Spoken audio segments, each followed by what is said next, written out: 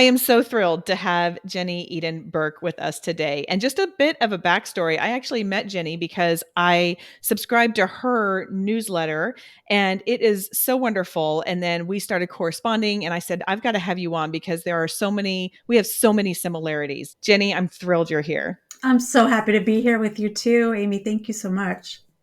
I have been looking forward to this time with you for weeks because we had to reschedule and now here we are back are. And I'm like, I finally get to meet Jenny because you come in my inbox every week. And I highly, Aw. highly recommend people get your have it, made it, want it. Did I say it in the right order?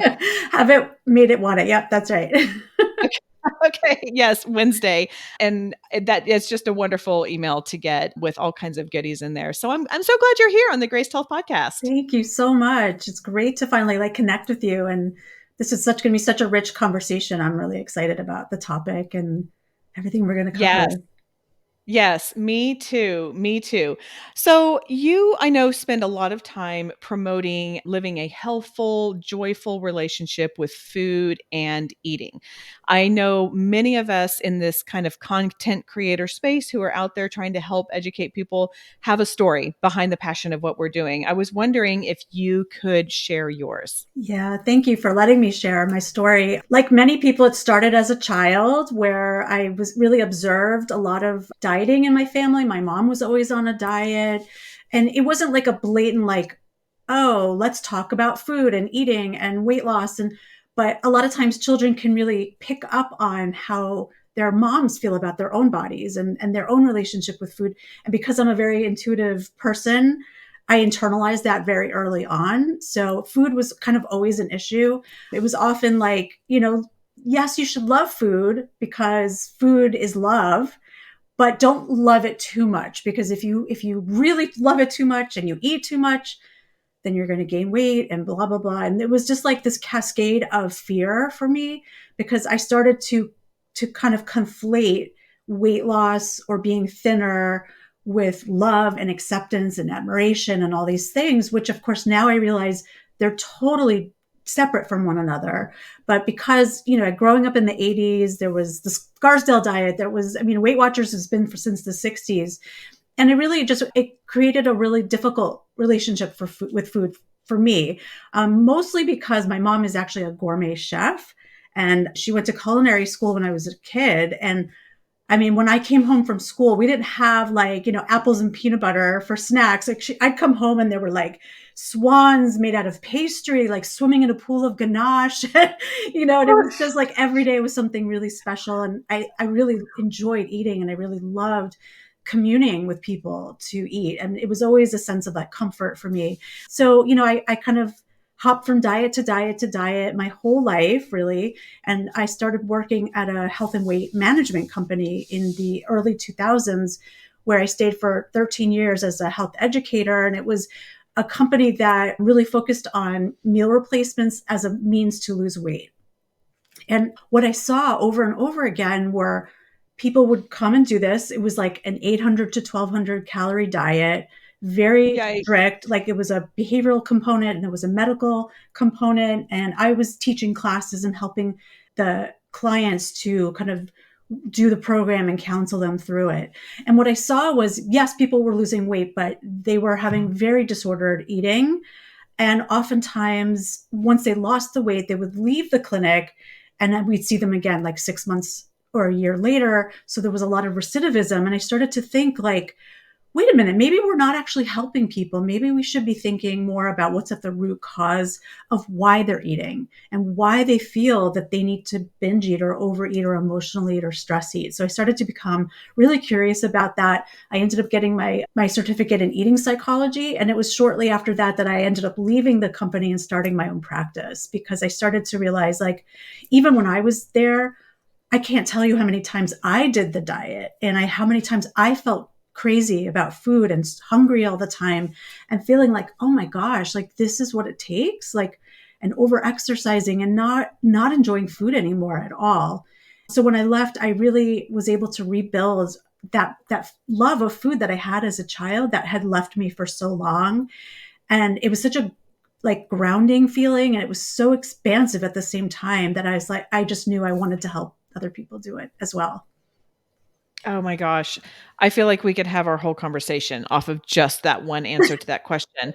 I have so many comments, so I'll make them quick. But it sounds to me like, number one, your mom showed her love to you by food and by making things. And it's funny, I just had a multi-week house guest and I didn't really know him before he stayed. It was one of these, it was just kind of a surprise thing. And told him, I was like, you will soon learn that I show that I care about people by making food for them, by, feeding them. And I mean, it sounds like your mom did that so well with you. And yet there was a bit of a narrative that you probably didn't have the language for it at the time, but kind of a diet culture language. Yes. And Yes. and you can't blame your mom. I mean, how many of us have lived so much of our life? I mean, she knew what she knew, That's right. and we know more now and we know better now. So, but just the confusing messages too that you received. And I love the discernment that you have, that you had in that old job, and just going, wait a minute here. Like, let's use some critical thinking. And we're saying some of the same things, which is what the science has told us now and Yeah. what the research has. And I know you have done a lot of research as well. So yeah, I thank you for sharing that, Jenny. I mean, that's a great story. And I tell you what, I mean, coming home to ganache and everything else, that sounds awesome. It was pretty great. And everything you said is so true. I don't blame her at all because she was also part of that diet culture. And so was her mom. And so we're like, a lot of this is long time of many generations of internalized, not like body negativity and diet culture and demonizing food and everything else. Yeah, totally, totally. And it's just, and again, it's okay. Well, now we know more and we're learning more. And me and many of my community are starting to change our relationship with food and exercise into more of an intuitive eating philosophy. That's great. And that's something at the beginning of this year, actually, as this is airing, I kind of put a stake in the sand. I was like, we are intuitive eating based here. And so it's something that I have transitioned over to, quite honestly, during the course of learning and having conversations like this, of this show, and the peace that I have gotten from it. And so I'm, of course, hoping that other people get the peace too, as we go along, because it's a lot of relearning. It totally is. And so, to that end, I know you do operate from an intuitive eating perspective. When I talk with people, and so I'm a nutrition coach as well, I'm not certified in intuitive eating. Mhm. But when I just talk with people about food and kind of the principles behind it, the biggest pushback I get is, but if I don't have parameters around what I eat, then I'll just eat too much. Or, I don't trust myself to stop if I enjoy the ganache in the middle of the afternoon, or, anything like that. So I'm just wondering, with all of the education and experience that you have with this, if you have any encouragement or guidance to someone who might be feeling that. Yeah. And first of all, it is so normal to feel that way because you've had the experience for so long that you actually can't trust yourself because you've probably tried it. When you've probably said, don't have sugar, and then you've had sugar. Or you've said, I'm not eating after 6, and then you ate after 6. Or you have many, many experiences that show you, that prove to you, which is the narrative you already have, that you can't do this. Right. So like that's already sort of ingrained a bit. I also think that when we are immersed in diet culture or when we've been on many diets, there's often a scarcity mindset that becomes sort of part of us where we have it, and it almost shows up as like a fear or anxiety. And it actually can raise our cortisol, thinking about, making yourself not eat this, trying to use willpower. Scarcity mindset, often with diets, it's this many calories or no fat or none of this, or like you can't eat after this time of day. And what happens is that people get into this like fear cycle. It's a fight or flight response of, yet albeit on a smaller level, but that feeling of scarcity creates fear in us. And so one of the things that I often work on with people is to create that sense of abundance. And the way to do that is to give yourself permission to eat. So I remember I had been doing this years already.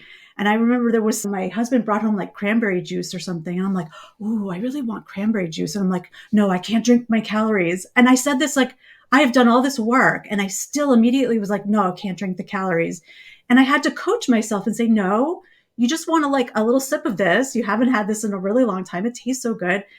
And so it's over time, you have to start to trust yourself by slowing down and by questioning and talking back to the narratives that you already have. Like, well, I can't be around that chocolate because I always end up eating the whole box, or I can't have cookies because I used to like really believe I can't have these foods around me because I can't be trusted because I'm going to binge and I'm going to overeat, when in fact it was really myself holding myself back, like that I didn't even give myself a chance.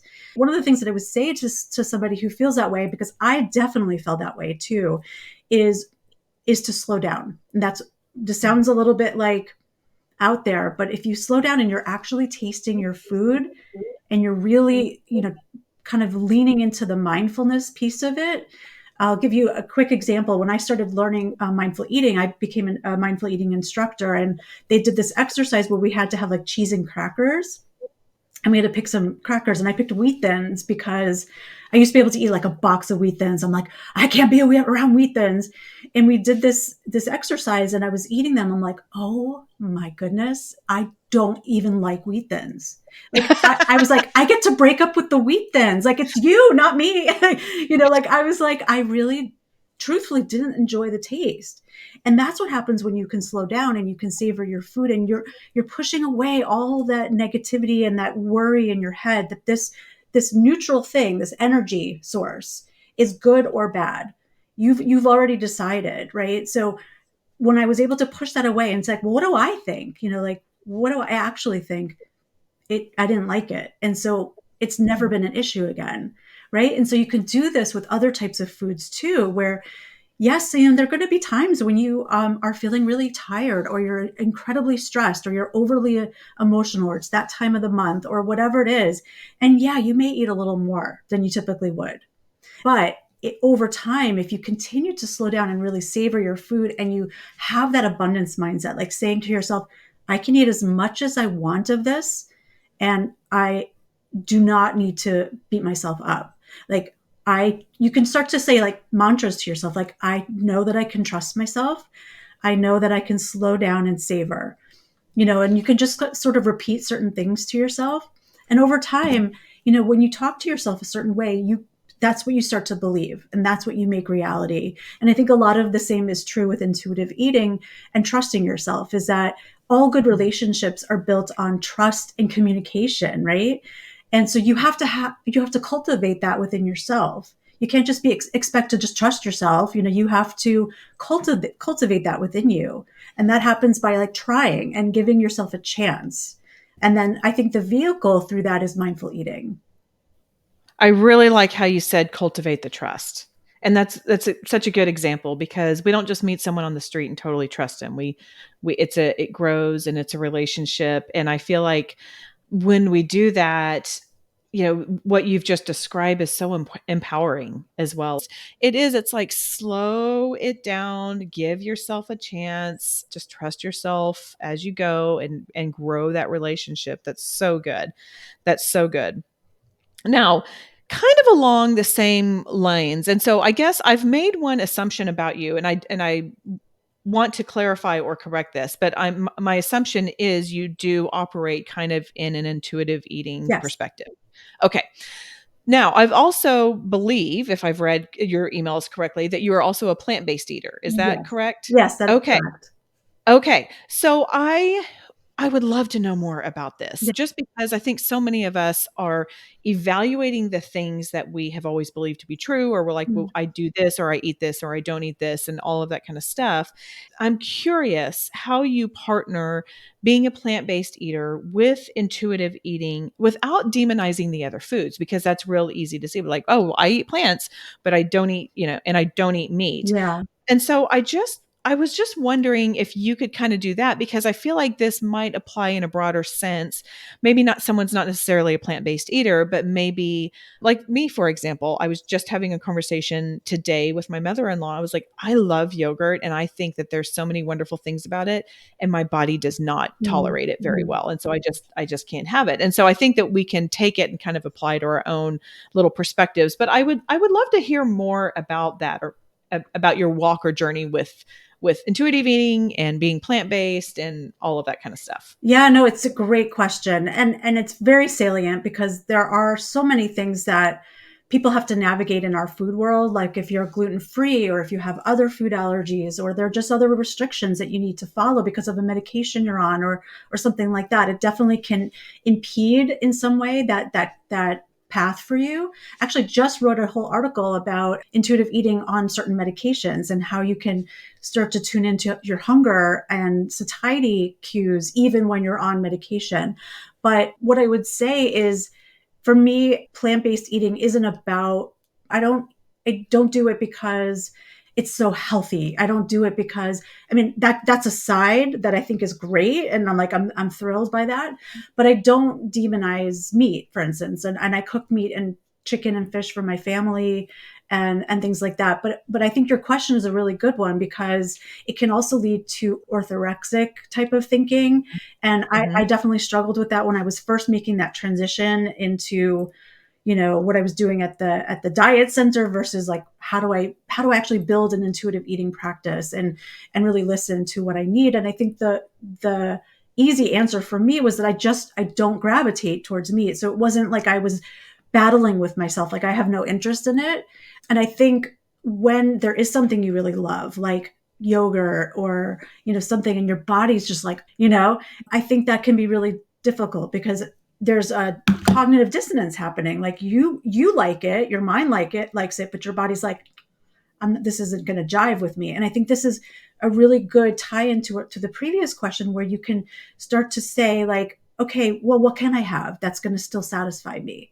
And Mhm. you can have more conversations with yourself. You can communicate like, okay, yogurt doesn't really make me feel that great, but what's something else that I could kind of say yes to right now that isn't going to make me feel deprived, that I can really enjoy and savor, and that is going to lead me to the same path, which is nourishment and joy with food, right?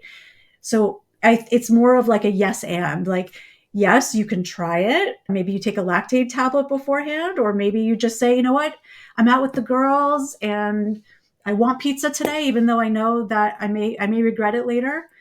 And that's a choice that you're making. It's still an intuitive choice. You're making that choice despite the fact that there may be a consequence. But I think, again, it brings back that trust and communication and listening, honestly, listening really deeply to what it is that you're craving or what it is that you want. Because a lot of times we have like an immediate thought, like, I want ice cream, and there's nothing else that's going to do, like, I want ice cream. And when you can have a conversation with that, well, why do you want ice cream? Like, what is it that's triggering? Oh, it's because my kids are fighting, and I always pull out the freezer and grab the ice cream when they're fighting because I'm stressed. And you start to understand what it is that's bringing you to that decision.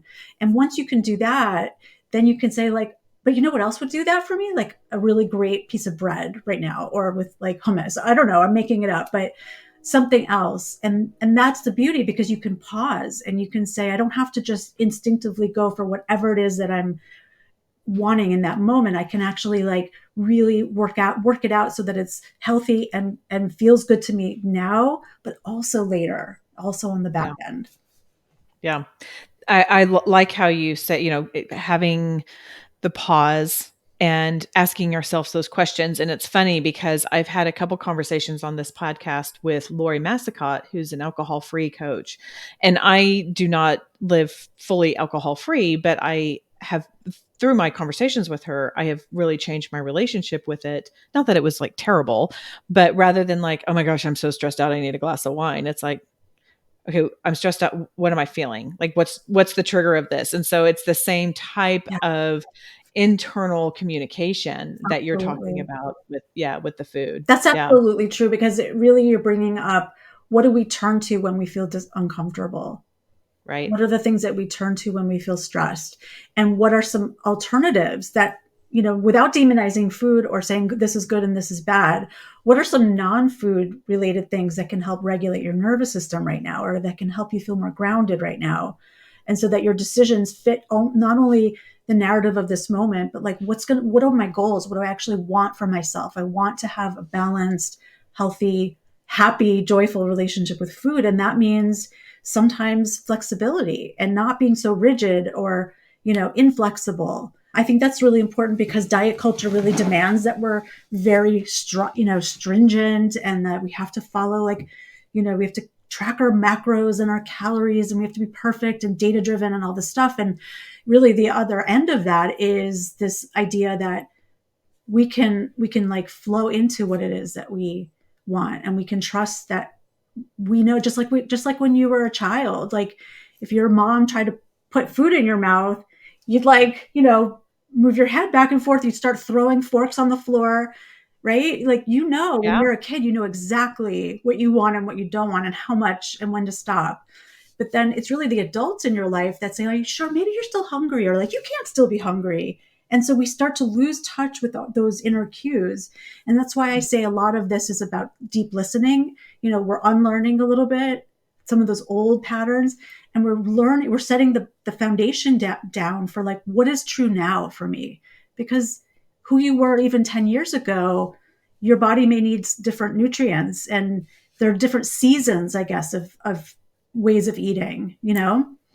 Oh, totally. Totally. I've gone through a couple iterations in the last 10 years, and I am like right in the thick of perimenopause. And so I have definitely I need to eat differently Mm-hmm. than I did 5 years ago and 10 years ago. And I really like how you talk about having a joyful relationship with food requires flexibility and putting away those stringent rules. And the other thing too, as you were talking about like feeding your kid and turning your head, I've given a lot of thought to about this, because I don't know about you, Jenny, but there's a lot of things I wish I would have done differently when my kids were little.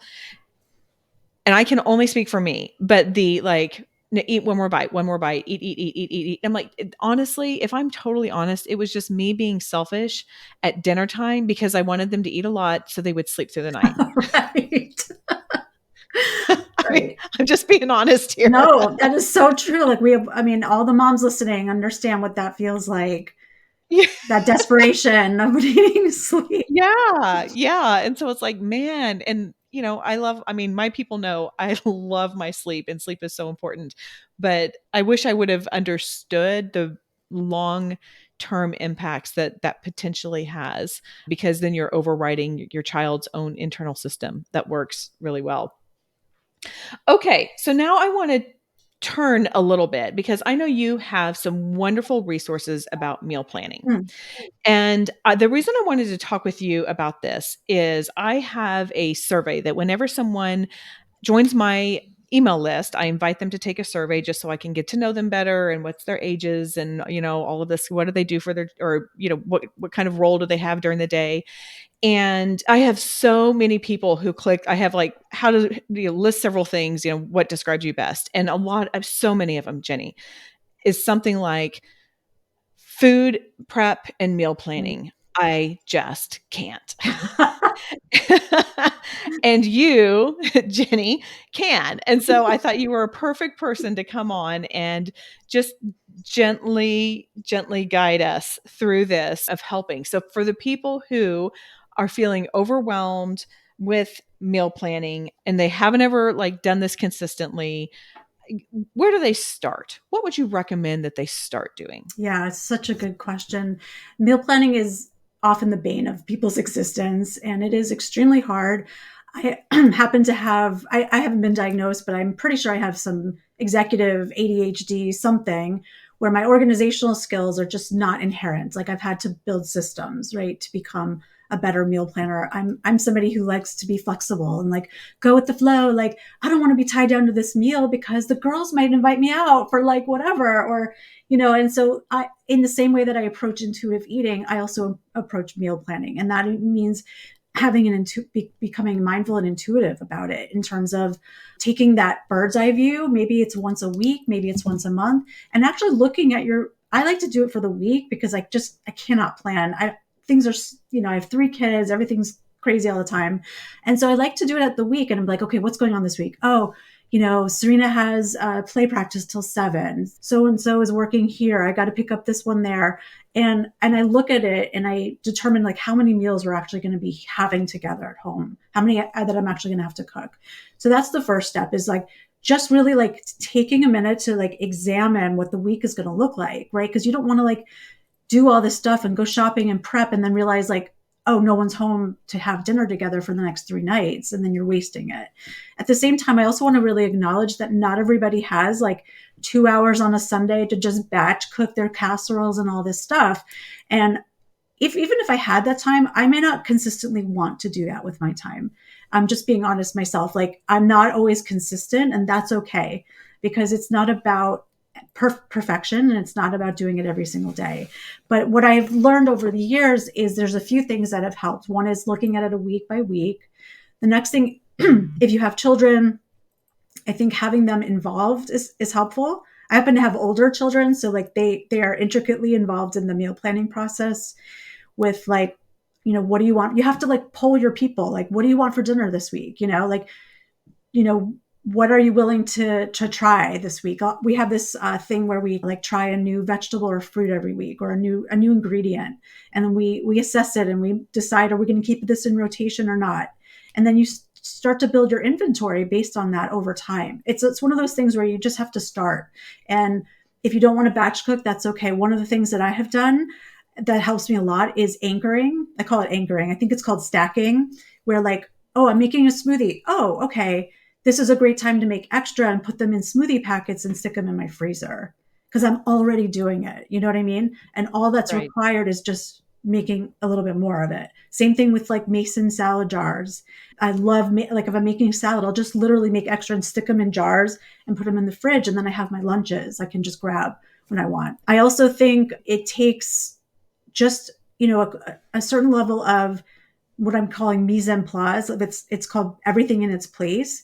And this one thing has turned around my whole prepping existence. And it actually makes me excited to cook, because what it actually is like gathering and measuring and doing all the things in advance when you're looking at a recipe. So like I create these little meal kits on sheet pans, and I like, before I do anything, I make sure everything is in place, because I'm somebody who would be like sauteing something and then realizing you got to stick in the diced, onions, and I haven't even like cut the onions yet. And right. And that can turn you off to cooking, and it can make you feel like, well, I can't do any of this. And so that one thing really helped me to turn that around. The other thing I would say is start with like planning 1 or 2 meals a week, and then be okay with like, okay, takeout, we're going to do takeout, we're going to do leftovers.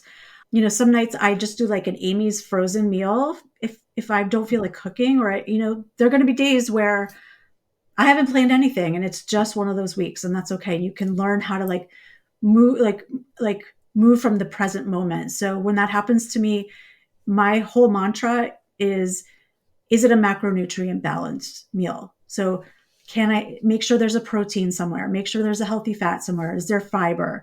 And that way you can cobble together a meal that doesn't necessarily have to mean like dinner in the traditional sense. Like sometimes it's avocado toast with like some egg on top. I don't eat eggs, but I put like pepita seeds. And so you're thinking of it more as instead of this perfectionist mindset, is this like, what does my family need? What do I need? And how do I move forward to providing that? I'm actually just recorded a presentation about mindful meal planning. And these are all the techniques and strategies that I talk about there. The last thing I'll say is I am devoted to Purple Carrot, which is a meal kit delivery service. It's a plant-based one. And for anybody who wants to just start out, who really is not who've never done meal planning before, doesn't feel confident, I would highly recommend trying like Blue Apron or one of those meal kit delivery services. Because for me, it's the decisions that are the hardest to make. The implementing is often not hard. It's what should I make? And what should I make Tuesday? And then like there was some research that like 60% of people don't know what they're going to make for dinner by 4 o'clock in the afternoon. Right. And think about that. You've made all these decisions during the day. you're exhausted, and you're much more likely to be like, well, let's just go to McDonald's, or let's just like order takeout when it's like that. But if you could even just make a few decisions in advance, Yeah. right? And then make just like, even if you don't take any steps to like prepare it, but like just make the decision, you're going to feel so much better because like, oh, I know I have ground beef, and okay, we're just going to have pasta with meat sauce tonight. Boom. That's okay. Yeah. Not every week is going to be, and then there are going to be weeks where you feel like you have a lot of energy and there's a lot of motivation, and you do have 2 hours to cook, and you're going to be really proud of yourself. And then the next week, everything's going to, fall apart, and you're not going to be able to do anything. So be compassionate, be kind to yourself, and just start. Like I would definitely say, go get a meal kit delivery service. I've become such a great cook because of Purple Carrot, just because I'm practicing all the time. I Mhm. hope that's Oh, that's helpful. so good. No, that is. I love the little nuggets there. We love very applicable tips. And I want to go back to the one of the very first things that you said in answering that question. And I just want to thank you for your honesty and saying, look, this is hard. I have meal planned since I got married, which was 20 either 6 or 7 years ago. I don't remember off the top of my head. 7, I think. And it has changed a lot. It has evolved a lot, going from being a newlywed with, limited income, and, being then having kids. And I mean, just, it has definitely evolved. So I've always done it, and I still hate doing it. I mean, you would think after 27 years that I would be like, okay, I get this, but it's just kind of a pain. Though I will say one little trick that I have learned, because, I get all these emails, right? Like I get emails with, and a lot of them will have recipes on them and stuff like that. And so one trick that I have started doing, because I meal plan on my computer, on my digital calendar, I will, if when I see a recipe I like, I don't pin it on Pinterest, I don't do this, but I actually will take the URL, I'll copy it, and then 2 weeks from tomorrow, I'll put it in as the meal, and I'll just say whatever it is, and I'll put the URL. So that way, when I go to meal plan in the future, I can access that, and it's one less decision that I have to make. So That's I'm very proud of myself for figuring that one out. Yeah, and you should be, because that's a step forward, right? That's And so many people are so, convinced that they have to, if they're going to endeavor to do something like this, they have to be perfect. It has to be perfect every single week, and you have to, no, no, no, no. Like there are going to be good weeks, and there are going to be weeks that are harder, and really it's just having the patience and compassion for yourself to keep trying different things. Yes. Yeah. And Jenny, I know you have some meal planning. It's a meal planning club. So tell people about that and what it is and what they get when they sign up for that. Yes, thank you. It's the Meal Planning Club. This is a club that my mom and I actually run together. My Oh, mom, the fun. gourmet chef.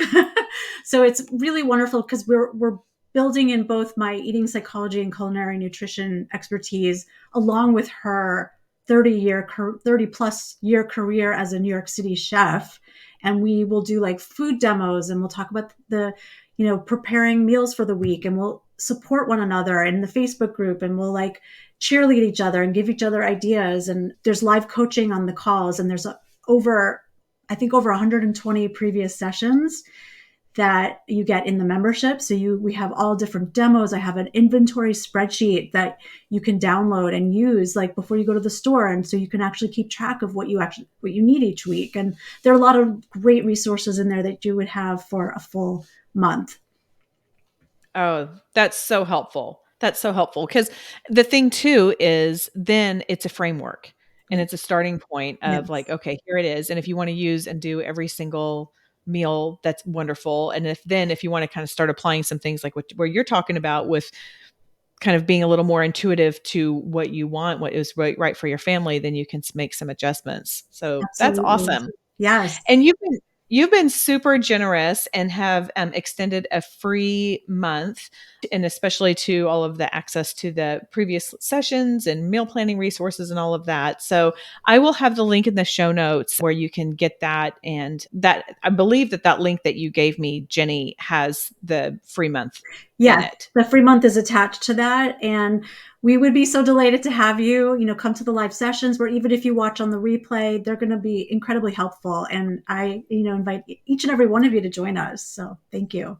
Awesome. Yeah, yeah, that sounds great. Thank you. Okay, I've got some questions I ask all of my guests. One is I love learning about people's tattoos because I have found that when people choose to put tattoos on their body, it's often for a reason or they have a meaning behind it.